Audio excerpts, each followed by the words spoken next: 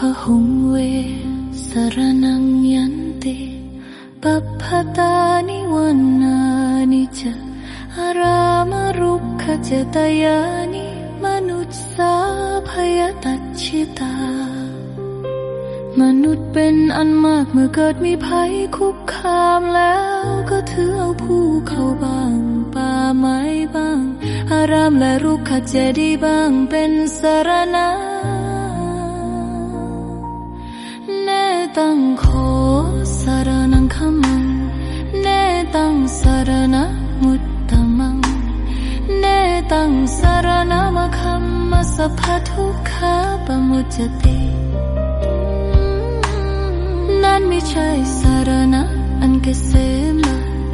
นั่นไม่ใช่สรณะอันสูงสุดเขาอาศัยสรณะนั้นแล้วย่อมไม่พ้นจากทุกข์ทั้งปวง